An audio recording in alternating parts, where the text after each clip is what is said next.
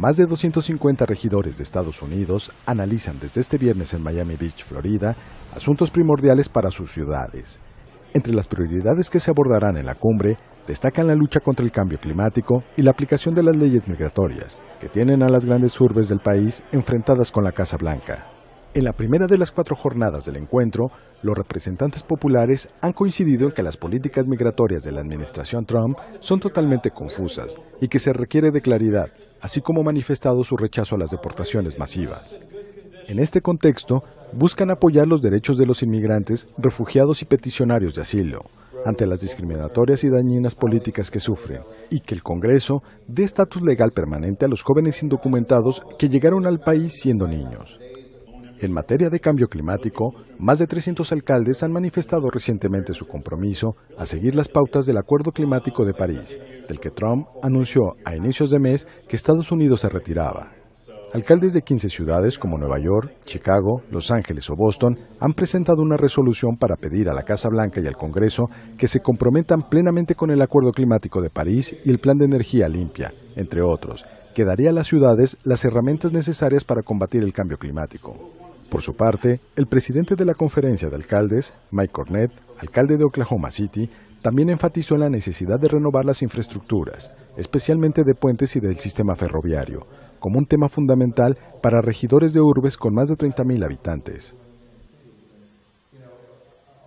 Nos fijamos en la situación del Brexit un año después de la decisión y ya Theresa May, que antes afirmaba que sería un líder firme en esas negociaciones con la Unión Europea, está dispuesta a ceder. Dice que garantizaremos los derechos de los ciudadanos europeos. Y fíjate que desde la Unión Europea dicen que no es suficiente. Es más, los líderes de los países que entran en el bloque ya están hablando sobre la situación y lo que destacan, dicen que no está de todo clara la estrategia que se sigue en el Reino Unido. Y entonces, en ese contexto, las puertas siempre quedan abiertas, no solo para la salida, sino también para la vuelta, porque dicen, por ejemplo, Donald Tusk, el presidente del Consejo Europeo, que pues sigue siendo esa opción, sigue estando sobre la mesa, que el Reino Unido cambie de parecer y permanece en el bloque. También lo aseguran desde Alemania. El ministro de Finanzas dice que siempre queda esa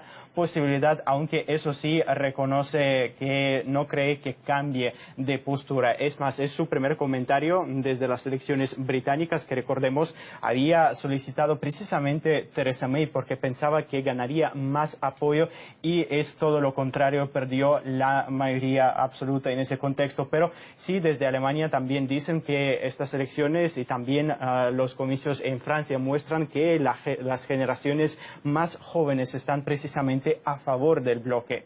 Es que además, desde que fue este referéndum, tanto en la Unión Europea como en el mismo interior de la sociedad, pues les llamó la atención cuál fue el resultado que se arrojó. Bueno, había sorpresas, pero también hubo pánico, según lo describían los medios de comunicación locales, y este pánico también se traduce ahora en las cifras que podemos destacar. Y es que, por ejemplo, en Francia han registrado el aumento, el triple de solicitudes de ciudadanía por parte de los ingleses. Y si nos fijamos, a Alemania también la institución de estadísticas ha destacado un récord, y es que pues en tan solo un año casi 3.000 británicos recibieron ya la ciudadanía alemana. También se nota una especie de pánico en el mercado, porque hay muchas empresas internacionales que se encuentran en Londres, y precisamente su pregunta es qué pasará después del Brexit. Si está dispuesta Theresa May a ceder más y a crear esas condiciones para los negocios, o si se tendrán que ir del país para no tener que gastar mucho más. Es un tema que, ya lo decíamos, lleva 12 meses, del cual todavía quedan algunas cartas por destapar. El programa de conversión de deuda peruana frente a España, desarrollado por el Fondo Contravalor Perú-España, culminó formalmente tras 11 años de andadura, en los que se invirtieron unos 27 millones de dólares en mejoras escolares en beneficio de 174.183 personas.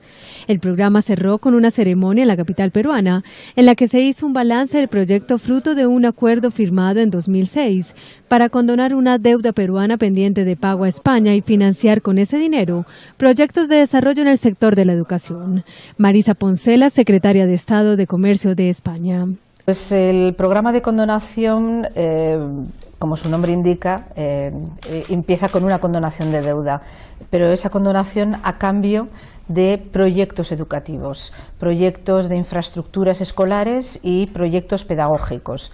Cuando hablo de infraestructuras escolares es montar escuelas, montar habitabilidad en las escuelas, comedores para niños, instalaciones escolares en diversas regiones, porque realmente una de las cosas que más nos satisface de este programa es que el gran número de regiones de Perú que se han visto beneficiadas por estos proyectos y de distintos conceptos, porque ha sido dentro del concepto escuela y educación, ha sido bastante multidisciplinar. Estas iniciativas se desarrollaron a través de un comité bilateral con representantes tanto de España como de Perú, que analizó las propuestas y veló por su puesta en marcha y ejecución, alineado en todo momento a las líneas técnicas educativas de Perú y en colaboración con las líneas estratégicas de la Agencia Española de Cooperación, AECID.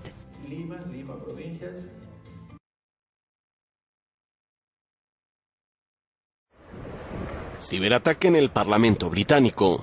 El incidente se producía en la madrugada del sábado. Como medida preventiva, las autoridades del país decidieron bloquear el acceso remoto a las cuentas de correo electrónico de los legisladores. Liam Foss, secretario de Comercio Internacional británico, asegura que la responsabilidad es en parte de los parlamentarios. No es una sorpresa que algo así se haya producido. Tampoco es una sorpresa que haya algunos puntos débiles, porque hay personas que no toman suficientes precauciones a la hora de tener contraseñas lo suficientemente complejas. Se desconoce por el momento quién está detrás de este ciberataque. Todo indica que no fue un ataque aislado. Durante toda la semana se registraron intentos similares en distintas instituciones públicas del país. El presidente Donald Trump de nuevo en el teléfono, pero esta vez para convencer a senadores republicanos de votar a favor del plan de salud de su partido. Si su herramienta diplomática funcionará o no, está por verse. Mientras aumenta a 5 el número de senadores republicanos que han anunciado estar en contra del proyecto de ley de salud, y también sube el número de republicanos preocupados con los detalles de la legislación. Funcionarios de la Casa Blanca dicen que Trump está en contacto con Mitch McConnell, líder de la mayoría del Senado, y quienes trabajan en la administración de Trump están confiados en las negociaciones. En primer lugar, ellos no dijeron que no van a apoyarlo. Ellos están diciendo que están leyéndolo bien, están entendiendo y saben de que hay maniobras que se pueden hacer para lograr hacer algunos cambios. El presidente atacó vía tweet.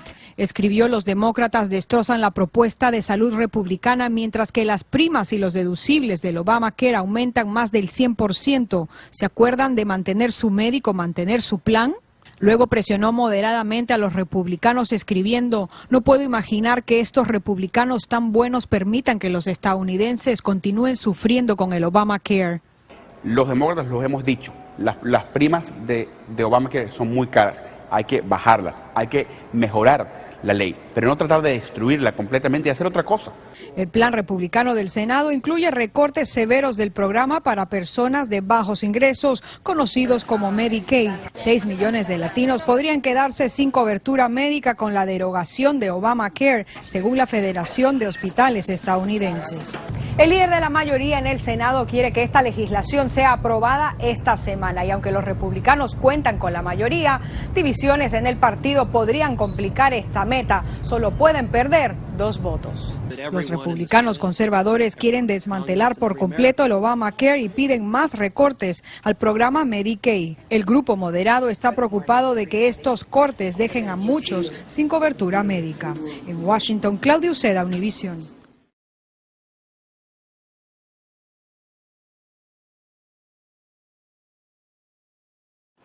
Mucho antes de que lo confirmaran las agencias de inteligencia, el presidente Obama tenía conocimiento de que el presidente ruso Vladimir Putin había ordenado interferir en las elecciones presidenciales para ayudar al entonces candidato Donald Trump.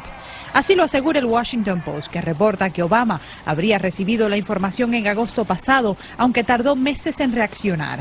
Esta información venía directamente desde los niveles más altos dentro del gobierno ruso, dijo este coautor de la historia.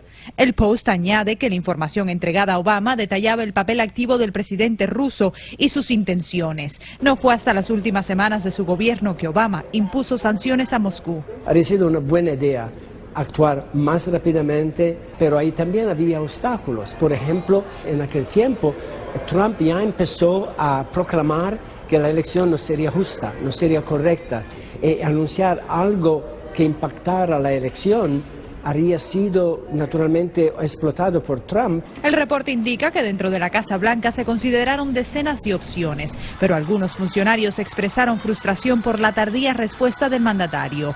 Fue la cosa más difícil de toda mi vida en el gobierno, dijo una fuente al periódico. Este ex portavoz de la campaña de Hillary Clinton dice, ellos estaban al tanto de que había información que no se estaba revelando al público. Y Hillary Clinton hizo el intento de hacerlo público, pero se necesitaba que las agencias de inteligencia fueran más claras. Según el reporte, Obama plantó armas cibernéticas en la infraestructura rusa y le dijo a Trump que podía usarlas. Aquí en la Casa Blanca prefieren no hablar del tema, aunque el presidente hoy sí puso en duda la imparcialidad del fiscal especial que investiga la trama rusa. Dijo que la amistad entre el exdirector del FBI, James Comey, y el investigador Robert Mueller le preocupaba. El secretario de prensa de la Casa Blanca luego reiteró que no hay intención de despedir a Mueller. En la Casa Blanca, Janet Rodríguez, Univisión.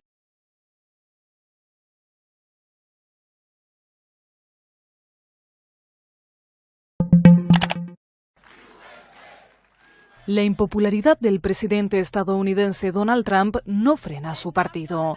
Con el triunfo esta semana en Georgia, los republicanos han ganado este año 4 elecciones parciales al Congreso de Estados Unidos, lo que reafirma la dificultad de los demócratas para recuperar la Cámara Baja en los comicios legislativos de 2018. En medio de una inusual expectación nacional, esta semana se celebraron los comicios del 6º distrito de Georgia para la Cámara Baja, donde se enfrentaban la candidata republicana Karen Handel y el demócrata Jon Ossoff. Con más de $50 millones gastados por ambos partidos, se convirtieron en las elecciones más costosas de la historia de las votaciones legislativas en Estados Unidos, ante el incierto resultado que anticipaban las encuestas. Gran parte de estos fondos procedieron de fuera del estado de Georgia y especialmente del lado demócrata, en unos comicios vistos como un referendo sobre los primeros 5 meses de la presidencia de Trump. Sus 4 derrotas subrayan los evidentes problemas de los demócratas a la hora de canalizar los bajos niveles de popularidad de Trump, cuya aprobación ciudadana se encuentra en un 36%, su menor registro desde que llegó a la Casa Blanca. El reto de los demócratas será reducir la actual amplia mayoría republicana en la Cámara de Representantes, con 241 legisladores frente a 194 demócratas, y cuya composición total de 435 se renovará por completo en 2018.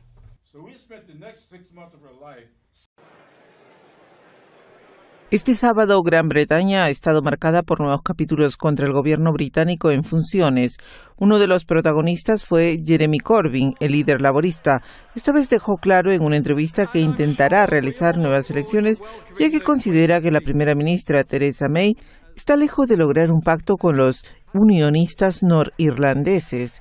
Unas quejas que trasladó al Festival de Glastonbury para atacar con más firmeza a May ante la multitud. ¿Acaso es justo que tanta gente en nuestro país no tenga casas y tenga que vivir en las calles? ¿Acaso es justo que tanta gente tenga temor de vivir en esos momentos en sus casas por el terror causado por lo que pasó en la Torre de Grenfell? ¿Acaso es justo que tanta gente tenga que vivir en la pobreza en una sociedad rodeada por tantos ricos? No, obviamente no es justo. ¿Y acaso es justo que los nacionales europeos que viven en este país y contribuyen a la sociedad trabajando en hospitales, escuelas y universidades no sepan que si les vamos a permitir que permanezcan aquí? Yo digo que todos ellos deben quedarse aquí y deben ser parte de nuestra comunidad. La pérdida de la mayoría absoluta parlamentaria, el aumento de ataques terroristas, el fatal incendio de la Torre de Grenfell, el aumento de las políticas de austeridad y una posición ambigua en las negociaciones sobre el Brexit han provocado que el mandato de May se encuentre pendiente de un hilo. Sin embargo, May intenta resistir mediante discursos populistas, como alabar a las Fuerzas Armadas y policiales, uno de los gremios más afectados por los recortes conservadores impuestos por ella misma.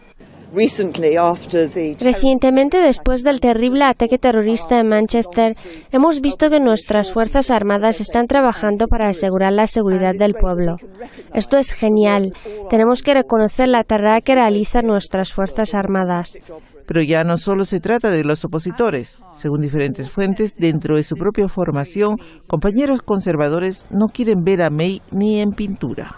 Según datos filtrados al diario Sunday Times, los ministros del Partido Conservador prefieren que el titular de Finanzas, Philip Hammond, que anteriormente fue ministro de Exteriores y de Defensa, se haga con las riendas del partido y se convierta en primer ministro.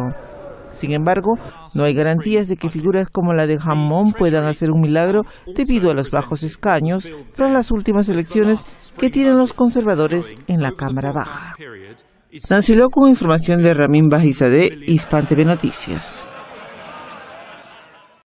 Grecia desea jugar un juego inteligente en el que basta participar y todos pensarán que todo está bien. Si algo sale mal, todos estarán infestados y las enfermedades van a propagarse. José Ricaurte de Guardian Forex.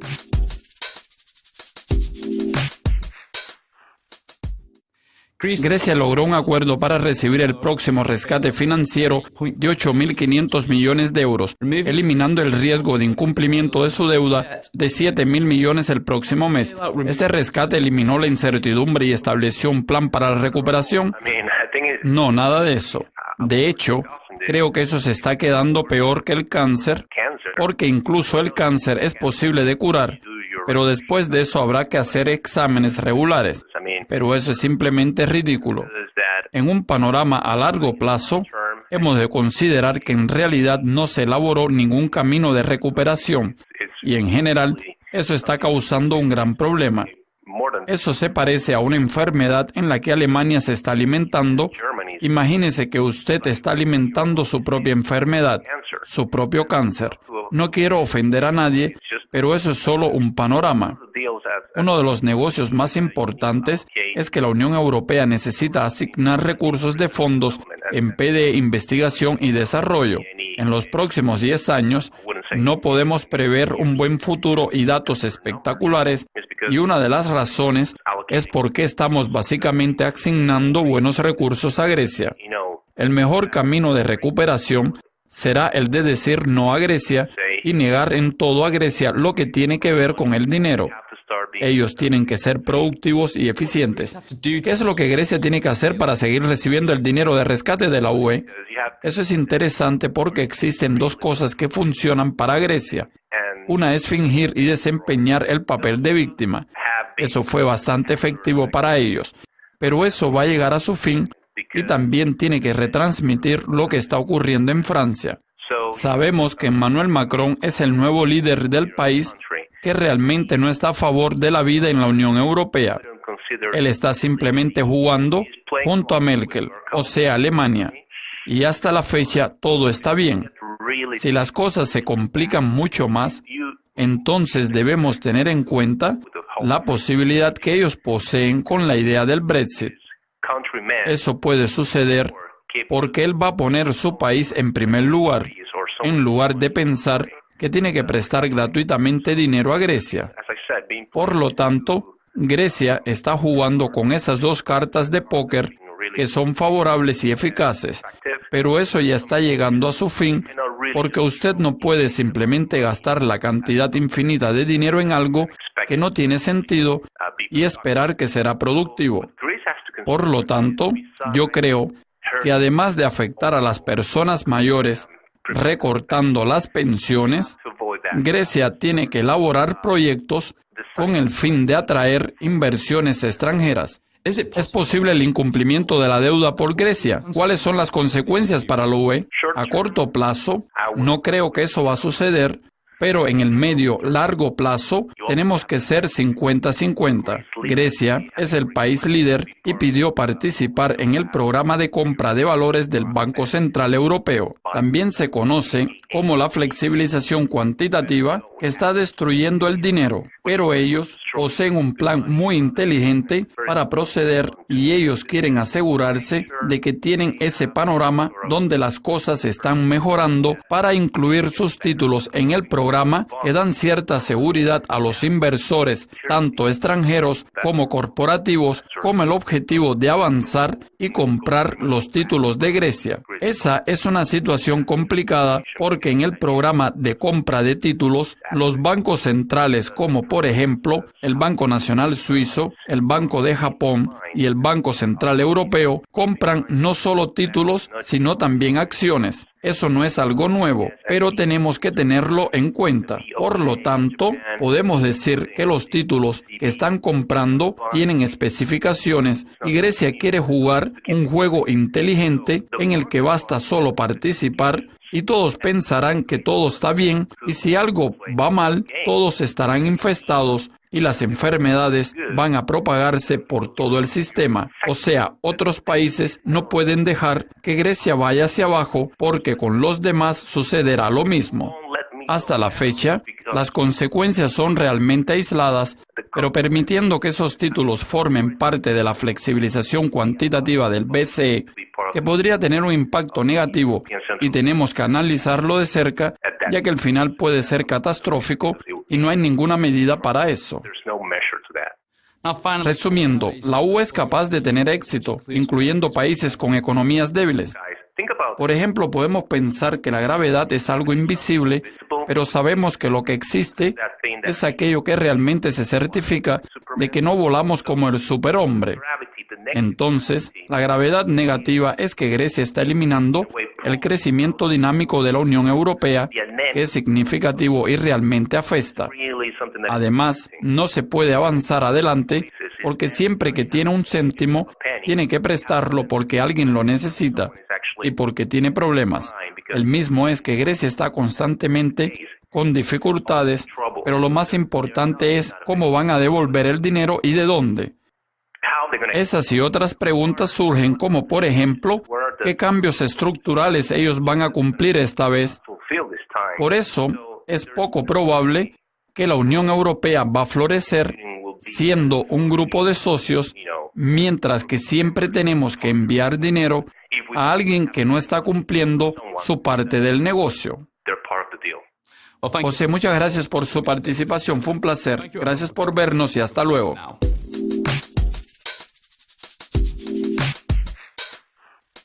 Y antes de esta emisión hablamos con nuestro compañero Alberto Fernández en Bruselas. Le preguntamos por qué la oferta de May fue recibida con desconfianza cuando en apariencia es conciliadora con la Unión Europea. Hay sobre todo desconfianza en cuanto a la letra pequeña del documento presentado por Theresa May, un documento juzgado, por ejemplo, decepcionante, lo escuchábamos por parte de Donald Tusk, también insuficiente por parte de Jean-Claude Juncker, que plantea muchas cuestiones, decía la canciller alemana Angela Merkel, o sencillamente que es extremadamente vago, como decía el primer ministro belga Charles Michel. Lo cierto es que aún así podría haber sido mucho peor, porque muchos ya aventuraban una primera gran crisis en estos momentos, y al menos no se ha ido más allá de una de las grandes líneas rojas de la Unión Europea, que es el hecho de que no se vaya a expulsar a nadie, a ningún europeo que esté ahora mismo en el Reino Unido. Sin embargo, hay muchos temas que plantean grandes dudas, por ejemplo, si realmente se van a garantizar todos los derechos de los ciudadanos, cuál va a ser esa fecha de corte a partir del cual ya no están garantizados esos derechos, una fecha que todavía habrá que negociar en algún momento desde cuando se presentó ese artículo 50 de salida del Reino Unido hasta que se haga efectiva, y también cómo va a ser ese periodo de carencia para aquellas personas que no lleven 5 años allí y que no tengan todavía todos los derechos iguales a los británicos. También le preguntamos a Alberto Fernández sobre el pronunciamiento de la canciller alemana Angela Merkel junto al presidente francés Emmanuel Macron. Lo más importante ha sido sobre todo la escenificación. De costumbre, tras las cumbres europeas los líderes aparecen por separado, pero en esta ocasión Emmanuel Macron ha decidido hacerlo junto a la canciller Angela Merkel. Ambos han comparecido juntos para lanzar ese mensaje de unidad. De hecho, cuando Alemania y Francia hablan con una sola voz, Europa puede avanzar, dijo el presidente francés que acudía a su primera cumbre europea. También Angela Merkel ha mostrado su voluntad de encontrar soluciones sólidas y duraderas y no solo pseudo soluciones como muchas veces se hace en Europa. Ha sido una escenificación de lo que es el renovado eje franco-alemán, que sin duda alguna es la gran locomotora europea. También hablar de una sola voz es lo que quieren no solo Alemania y Francia, sino el conjunto de la Unión para hacer frente no solamente al Brexit, sino también a los populismos en Europa.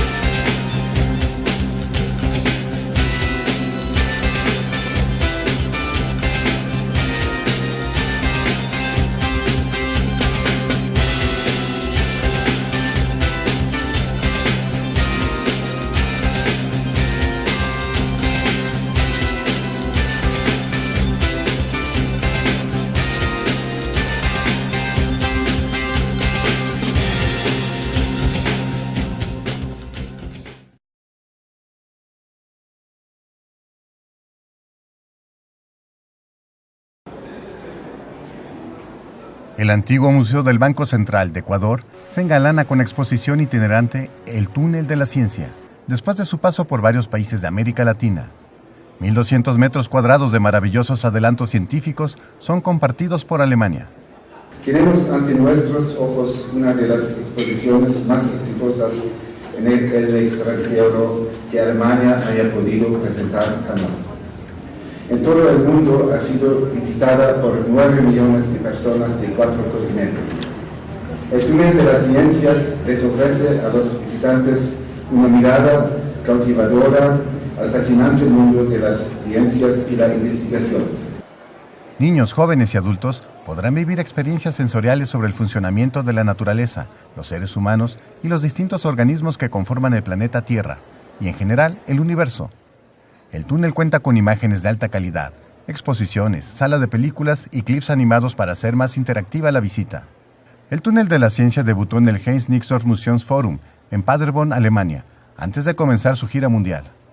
Previo a su llegada a Ecuador, la exposición ha estado en Argentina, Chile, Colombia, Perú y México. Con información de la oficina en Quito, Ecuador, Noticias Xinhua. Son rápidos y, según expertos, bien precisos. Una nueva generación de drones equipados con un desfibrilador externo automático podrían ser capaces de salvar vidas y acudir a una emergencia por motivo de un paro cardíaco. En promedio, este drone solo se demoraría 5 minutos en llegar al lugar de un incidente, en comparación con las ambulancias que pueden tardarse hasta 22 minutos, debido al tráfico en las carreteras, según un estudio publicado en la revista de la Asociación Médica Estadounidense. El paro cardíaco es una de las causas más comunes de muerte a nivel global, cobrando la vida de 6 millones de personas anualmente, y cuando hay una crisis de salud, cada minuto es de oro. Para completar el estudio, los investigadores colocaron desfibriladores que pesaban menos de 2 libras en un drone.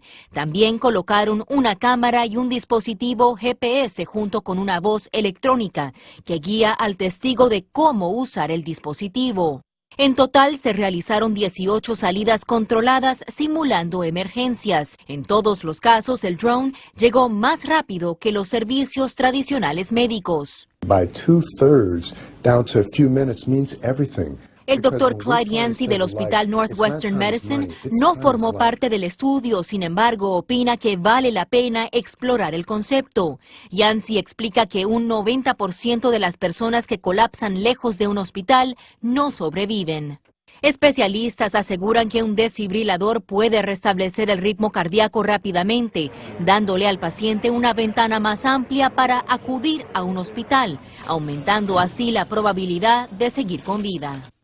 Este drone es capaz de viajar un rango de más de 9 millas de distancia a una velocidad de 45 millas por hora. Uno de los problemas de este dispositivo es el alto costo. Estamos hablando de $20,000. Por ahora, expertos planean seguir haciendo pruebas con drones para, en un futuro, usarlos en la vida real.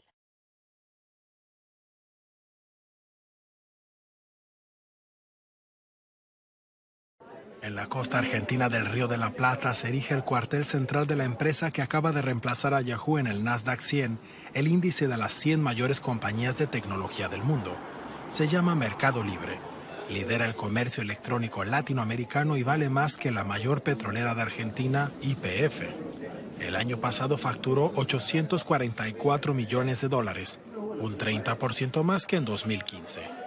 Su director general, Marcos Galperín, fundó la empresa hace 18 años y se ha convertido en el dueño de la octava fortuna de Argentina. Sean Somers, uno de los vicepresidentes de Mercado Libre, explica el secreto del éxito. Nosotros somos latinos focalizándonos en resolver problemas de latinos y tenemos talento local en cada uno de los países donde operamos y creo que es ese foco. Hay distintas idiosincrasias, no existe Latinoamérica. Latinoamérica está formado por muchas culturas distintas y no tratamos de ir a cada una con una solución. En la plataforma conviven 9 millones de vendedores y 28 millones de compradores de toda la región. La facturación de Mercado Libre en Argentina ya equivale a la de los 10 principales centros comerciales del país. La analista de las acciones de Mercado Libre en la empresa de servicios financieros Alaria Ledesma reconoce sus fortalezas y debilidades. A futuro tiene también un montón de crecimiento disponible por ya penetración de Internet como penetración del mercado electrónico per se. Y como negativo es que también opera en América Latina, que tiene sus vaivenes políticos y económicos. El progreso de Mercado Libre también ha despertado polémicas, porque la firma también ofrece, entre tanto, créditos personales, algo que generó quejas entre los bancos privados de Argentina ante el Banco Central. Pero mientras tanto, cada vez más consumidores usan Mercado Libre. Uno de ellos es Alejandro María Correa, director de la editorial Toctumi, que ha comprado por la plataforma desde dibujos originales de historietas hasta libros usados. La competencia que tiene hoy los negocios tradicionales con Mercado Libre es absoluta y en general la oferta que terminás encontrando en Mercado Libre siempre va a ser más barata por cuestiones de impuestos, por una serie de cuestiones. Mercado Libre no es la única compañía tecnológica argentina que ha triunfado más allá de sus fronteras. También lo hacen Globant, OLX y Despegar. Un éxito que se apoya en los buenos recursos humanos del país y su agilidad para adaptarse a los constantes cambios.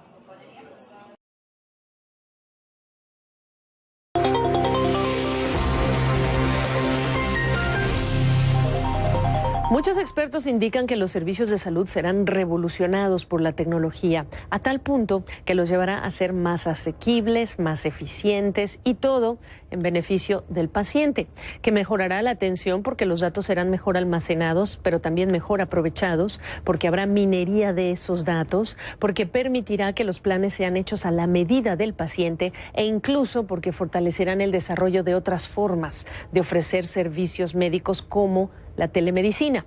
Pero de momento, para muchos pacientes, como en Estados Unidos, los servicios médicos en países como este tienden a ser poco eficientes, muy costosos y hasta impersonales.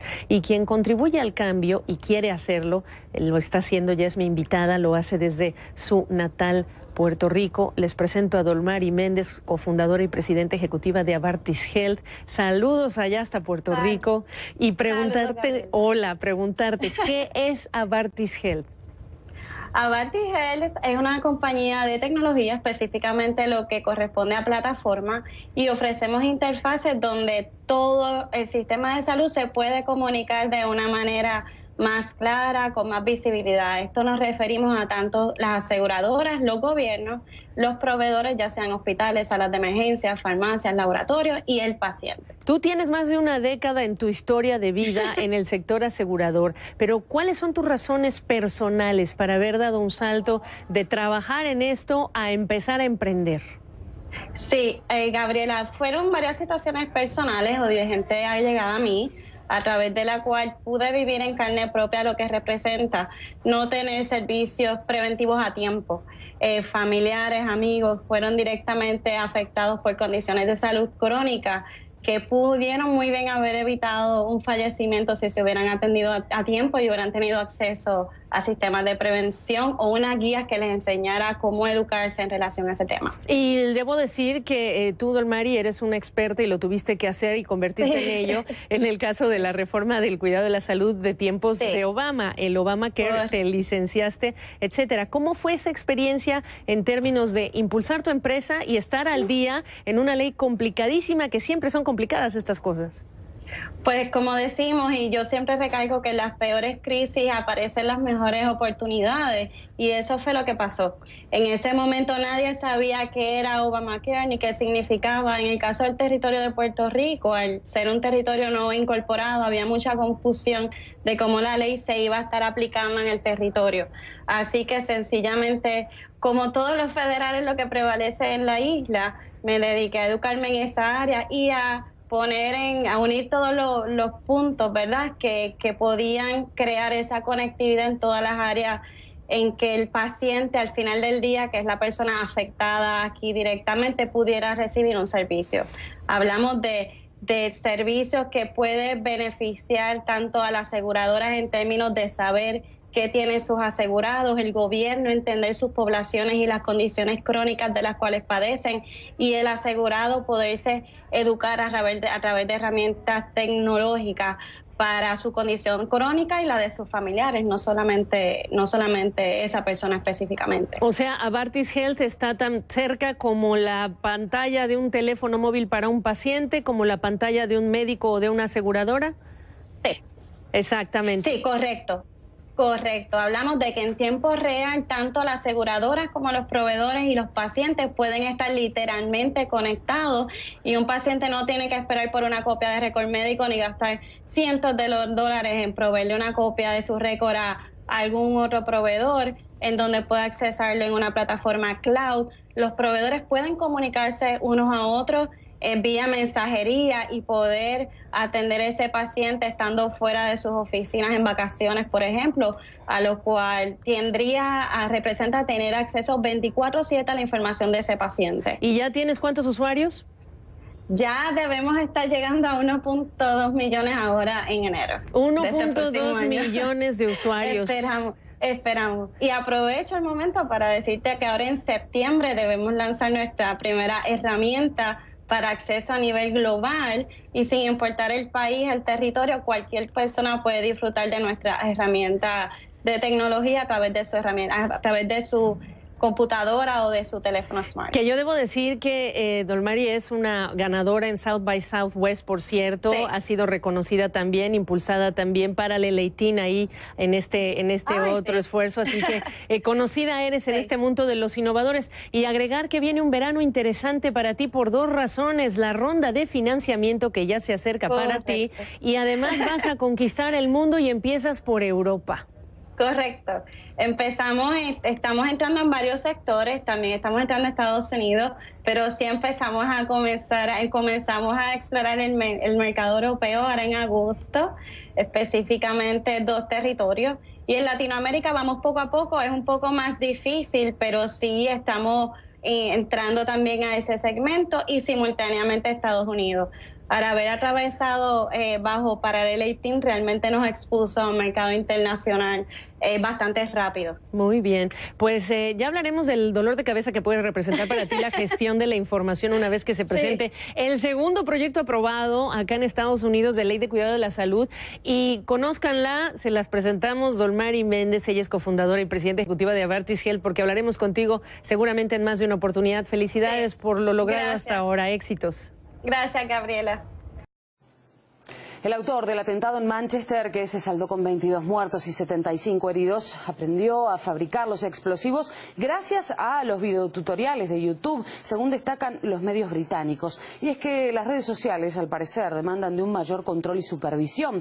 Asimismo, los sitios de mensajería instantánea. En Rusia, por ejemplo, el servicio de chat Telegram podría enfrentar un bloqueo por parte de las autoridades. Las razones nos las explica Tyron Lino. Tyron, ¿cómo estás? Hola, ¿qué tal, Victoria? Bueno, ¿cuál ha sido la respuesta de las autoridades de Telegram respecto de este posible bloqueo en Rusia? Claro que sí, vamos para entrar en materia directamente a conocer la respuesta, en este caso de Pavel Durov, quien es el representante, el principal de la empresa de mensajerías Telegram, quien ha manifestado. Es paradójico que planteen el bloqueo de Telegram en vez del de WhatsApp o Facebook Messenger, que son controlados por Estados Unidos. Esto, recordemos, incluso agregando más a lo que tú acabas de mencionar, pues se ha solicitado que dentro del territorio, precisamente la empresa Telegram se registre, permita conocer qué tipo de organizaciones son las que utilizan sus servicios. Algo muy similar incluso a la relación que se da en temas más recientes como el atentado de Manchester, en información que encontró su autor dentro de YouTube en este caso. Acá también se está pidiendo conocer precisamente qué tipo de organizaciones son las que utilizan la plataforma de Telegram. De ahí que incluso Durov ha sido acusado de mantener una postura neutral ante las organizaciones terroristas y criminales que utilizan precisamente su plataforma. Más de la postura rusa, vamos a entrar también en detalle en qué es lo que se ha señalado dentro de este país referente. Sí, específicamente, ¿qué es lo que le solicitan? Claro, se le está solicitando eso, que permitan a través de su plataforma conocer qué tipo de organizaciones son las que están utilizando este tipo de servicio. Es decir, en buen romance, desbloquear su plataforma de datos, su base de datos, para ir sabiendo precisamente a nivel informático quiénes son las que utilizan y qué tipo de información es la que se envía a través de esta plataforma. Por ende, se ha manifestado por parte de Rusia. Telegram debe cumplir con las obligaciones de los difusores de información. Esto se da a conocer por parte del jefe de la reguladora de los medios, Alexander Yarov, quien ha señalado esto. Además, también ha señalado que Telegram queda con una especie de advertencia en caso de tener una inacción ante este tipo de solicitudes, las mismas que se encuentran anexadas en la misma legislación rusa, para que precisamente en temas de seguridad esto se pueda permitir como una disposición, ya incluso hablando en términos legales. De ahí que el plazo que se le ha dado a la misma empresa Telegram ya está por expirar. Ahora, fue un tema que tuvo mucho rebote en las redes, obviamente. ¿Han reaccionado otros gobiernos respecto a esta disputa? Sobre todo porque, claro, no es un tema que señala a la situación entre Telegram y el gobierno de Rusia. También se ha dado por parte de otros gobiernos de Europa, donde se ha tratado esta temática a nivel político, legislativo. Incluso antes de las elecciones del 8 de junio, el partido de Theresa May ya anunciaba de que dentro de la propuesta ellos iban a solicitar que se permita una especie de desbloqueo, no solo con una empresa específica, sino con las más grandes que se presentan en ese país, para ir conociendo qué tipo de información o de influencia son las que ellos presentan, ¿verdad? Todo a nivel de seguridad, de un trabajo en conjunto, lo cual también generó aquí una especie de rechazo por parte de las mismas gigantes de las redes sociales, para que de una u otra forma se respete el sigilo que ellos mantienen. Acá se manifestaba que el gobierno no debe regular la tecnología e Internet. No estamos de acuerdo, precisamente es lo que señalaba el partido de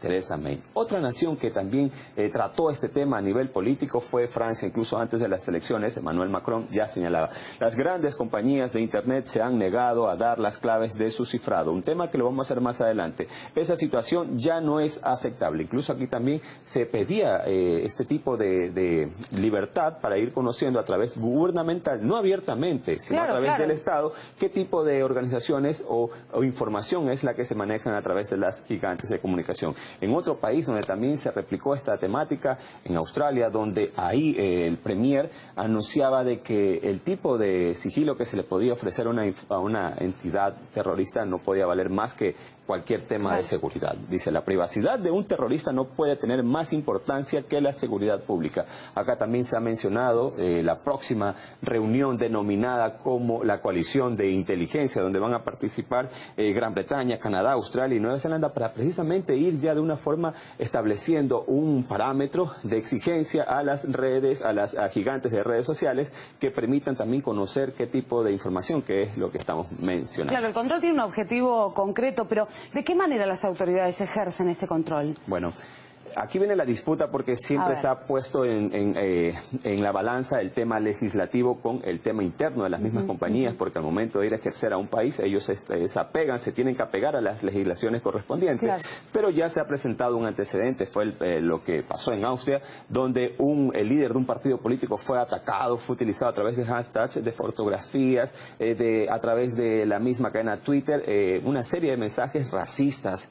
De aquí esto se elevó precisamente a un juzgado y ahí en un tribunal se pudo bloquear este tipo de mensajes. Quedaron vetados, censurados, pero de ahí no fue todo. Esto se elevó a otro tribunal más donde ya se exigió de que el mismo mensaje sea censurado a niveles internacionales y en distintas redes sociales. O sea, es un precedente que puede anunciar que lo positivo también se puede generar a través de este desbloqueo que están pidiendo los gobiernos, con el fin de que el racismo, el odio, no sirva también a través de estos canales de comunicación. Gracias, Tyrone, por todos los detalles.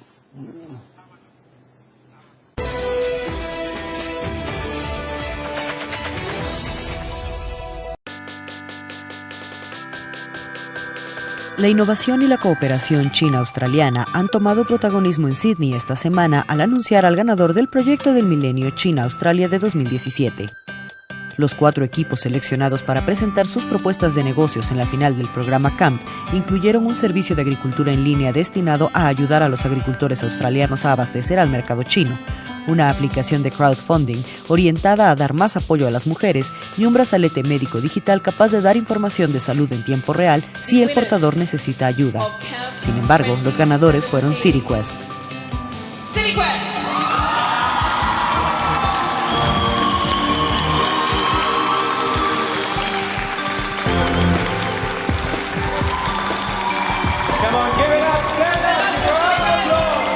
CityQuest es una aplicación hiperlocal de realidad aumentada en tiempo real que te permite tomar aventuras en tu ciudad. Es como Pokémon Go y Groupon mezclados para tener una experiencia increíble. En 2015 se creó el programa CAMP para impulsar la cooperación entre jóvenes innovadores australianos y chinos que quisieran poner en marcha ideas de negocios en el nuevo sector tecnológico. El programa reúne a 100 jóvenes durante 100 días para trabajar juntos en la co-creación de nuevas ideas para negocios. Con información de la oficina en Sydney, Australia, Noticias Xinhua.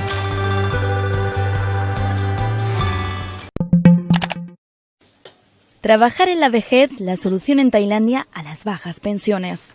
El país, uno de los destinos favoritos para los jubilados occidentales, por sus playas y vida fácil, no es un lugar tan amable para muchos tailandeses, quienes no tienen más remedio que trabajar durante la vejez, ante las bajas pensiones. Esta tailandesa, de 71 años, recibe una pensión de 600 baht al mes, unos 15 euros, con el que solo puede comprar arroz.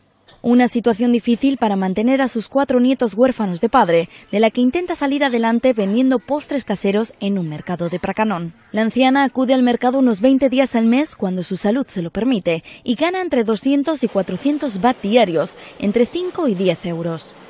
Un 38% de los tailandeses mayores de 60 años continúa trabajando, una cifra similar a la de Vietnam y algo menor que en países como Bangladesh, Filipinas o Nepal. Además de tener un sistema sanitario universal mínimo, Tailandia es uno de los países en los que las pensiones benefician a más personas, el 91% de la población frente al 48% de Vietnam o el 45% en Filipinas. No obstante, el 85% de esas pensiones son no contributivas y ascienden como máximo a 1.000 baht, unos 26 euros mensuales. Así, muchos tailandeses continúan trabajando mientras su salud se lo permita para complementar el dinero de la pensión y la ayuda financiera de los hijos u otros familiares. Mientras, los jubilados tailandeses también pueden disfrutar de algunos programas gratuitos, con clases terapéuticas de natación en el centro de mayores Dinh Daen, en la capital tailandesa. ¿Se imagina un avión con los pasajeros viajando parados? Una aerolínea colombiana propone bajar los costos de los pasajes duplicando el espacio que ocupan las tradicionales sillas de avión con más filas. La diferencia es que los pasajeros irían prácticamente de pie. Yesid Vaquero, parado, nos explica. Primero bajaron los costos, luego disminuyeron las comidas, después el tamaño de los aviones y el espacio entre las sillas. Y aunque en Colombia han permitido hasta espontáneos artistas a bordo, lo que se oyó esta semana no tiene precedentes en una aerolínea comercial y lo propuso al aire en una emisora el presidente de Viva Colombia, la línea más usada para viajar a bajo costo en el país. A mí me gustaría que pudiéramos ir parados, porque para viajar a Cartagena por 1 hora, pues que salga bien barato y que pudiéramos ir todos parados. A la gente la propuesta en general no le suena. Me parece que uno en un vuelo tenga que ir de pie, no debe ir sentado por seguridad. Se supone que todo esto del equipaje y el peso también es por seguridad, entonces pues que ahora por ingreso de la compañía se apruebe una persona de pie, pues no tiene ninguna consistencia. Para las autoridades es una idea completamente imposible. Eso está prohibido, la OASI no contempla esa posibilidad. Una persona tiene que ir como un ser humano. Aunque hay quienes piensan solo en el bolsillo.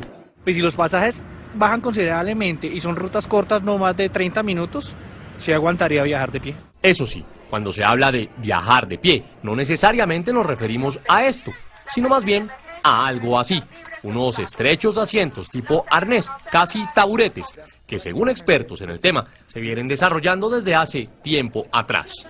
Y ya existen patentes de varios tipos de asientos o sillas, o como yo digo más bien, espaldares, en los cuales se podrían llevar personas en una posición semisentada o prácticamente de pie al interior de los aviones. Es decir, que al menos por ahora no sería parecido a un autobús. Por reglamentación aeronáutica internacional, los pasillos de los aviones deben ir despejados. Sin embargo, no hay regla aún que prohíba a las aerolíneas o a las empresas innovar. Por eso, hay quienes dicen que al menos vale la pena estar preparado. En Bogotá, Colombia, Yesid Vaquero, Univisión.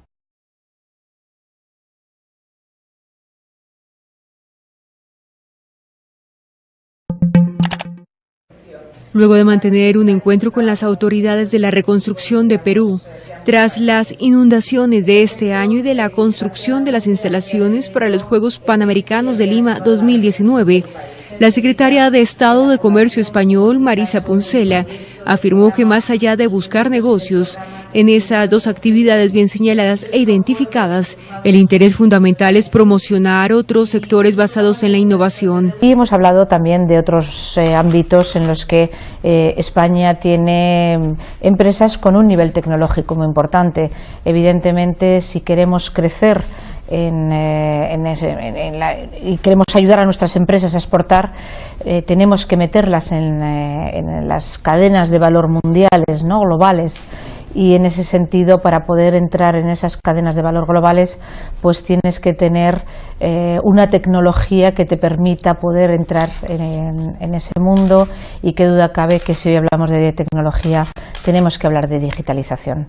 Así, Poncela se refirió específicamente a las empresas orientadas al desarrollo del concepto de ciudades inteligentes y que en el caso de Lima necesitan de tecnología para su gestión. Estamos hablando de ciudades inteligentes, donde España tiene empresas que desarrollan esa tecnología para las ciudades inteligentes, y tenemos también ciudades que están ya, que son una muestra a conocer y a comentar en ese ámbito.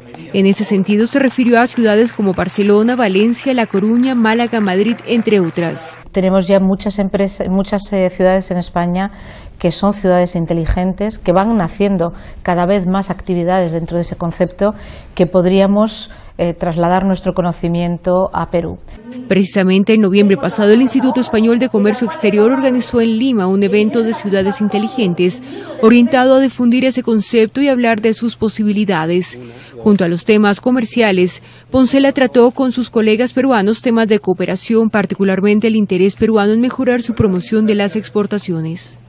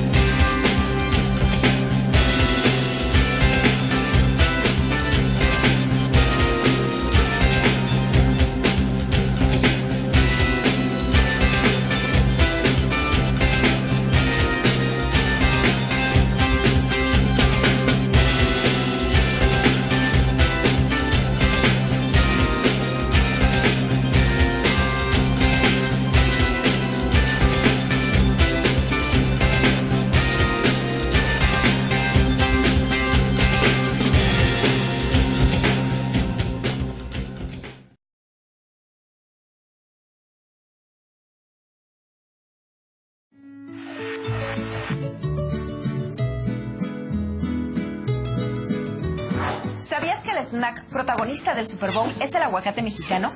En el 2017, exclusivamente para ese evento, se exportaron 100,000 toneladas. El 12% del consumo anual en Estados Unidos ocurre tan solo en la semana de la competencia. Pero eso estuvo a punto de no ser posible. Al igual que países tan cercanos y lejanos como Estados Unidos, Japón, Canadá y España, entre sus principales consumidores olvidaran su sabor.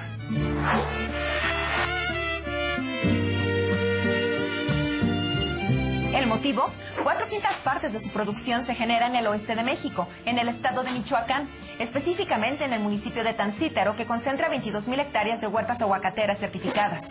Aunque era un paraíso laboral para sus habitantes, también se convirtió en la gallina de los huevos de oro verde para la delincuencia organizada, ya que se financiaban extorsionando a los agricultores, pidiendo un derecho de piso que iba desde los $50 por hectárea al año hasta un 50% de las ganancias de la cosecha.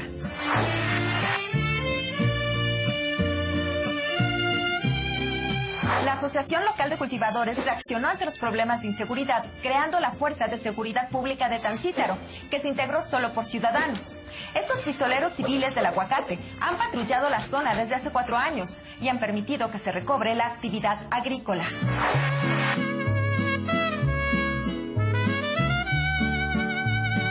Pero esta no es la única batalla que ha intentado frenar el crecimiento de este fruto verde. Después de 21 años de relación comercial, Costa Rica cerró la puerta a su importación por el posible contagio de un viroide llamado mancha de sol, lo que ha puesto en riesgo la exportación de 12,000 toneladas en un solo año.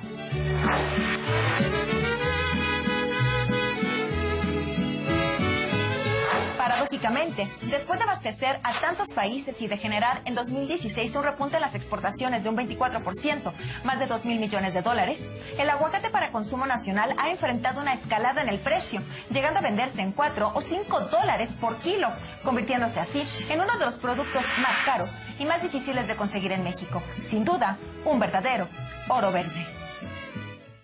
Luego asistimos a la irrupción de Ethereum, que nos ha dejado otro término que se ha puesto muy de moda, el flippening. Cuéntanos qué es el flippening, Max. El flippening es como se ha venido a llamar el momento en que la capitalización de mercado de Ethereum supere a la del Bitcoin, ocupando la posición dominante que actualmente este posee. Eso, sin embargo, aún ha sucedido a día de hoy, pero desde luego podría ocurrir a corto plazo.